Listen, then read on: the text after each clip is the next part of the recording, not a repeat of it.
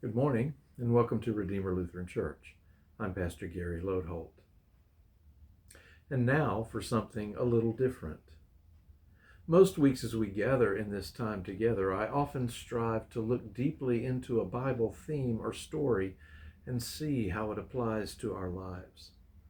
But this week I'm kind of reversing that pattern and taking something that is part of our lives and finding the place it has in the Bible. I'm talking about music.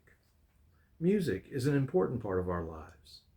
Most of us listen to music on the radio we have in our cars. Movies and TV have music and have soundtracks.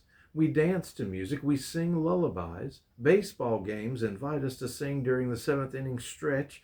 We go to concerts and we even sing together in church. Music somehow reaches deeply within us and touches us in ways that ordinary spoken words can't. And if that's true for us, I began looking into this topic pretty sure that it would be true for the people in the Bible too. And to be frank, I found a lot more than I expected.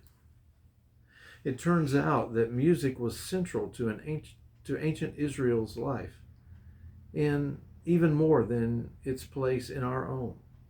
In fact, the Interpreter's Bible Dictionary commented that in ancient Bible times, music was an organic part of daily life from birth to death. It wasn't a luxury item simply to be enjoyed. It was a very central thing to the rhythms and patterns of life and was part of the events of life as well. When something happened, good or bad, it was marked in their lives by music. In fact, probably much of what they called music in very early Bible times, we would call organized noise-making. In fact, this type of music, with everyone playing their instruments randomly all at the same time, was even used to terrorize an enemy at least twice in the Bible.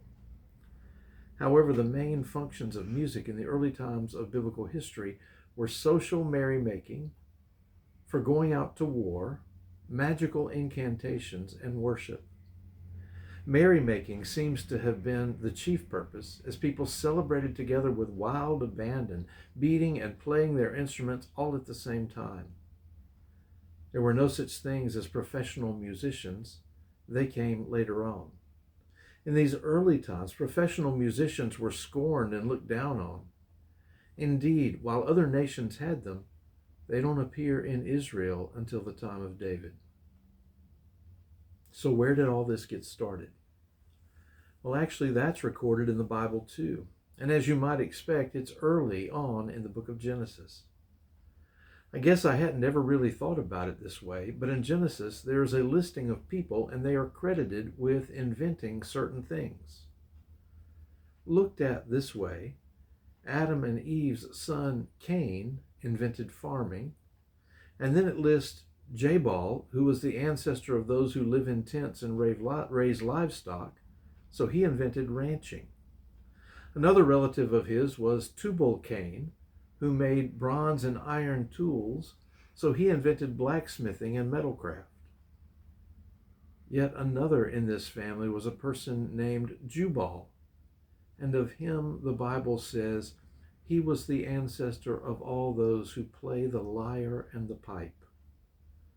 That makes Jubal the inventor of music and musicianship. His name comes down to us in another way too. In Hebrew, the word Jubal is related to the word for ram's horn or trumpet, which is how you would announce the coming of the Messiah.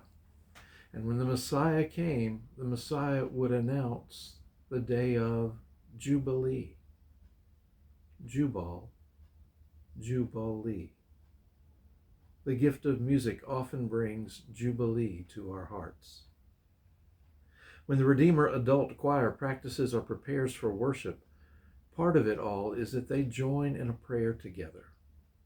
They say, Lord, grant that what we sing with our lips, we may believe in our hearts, and what we believe in our hearts, we may show forth in our lives.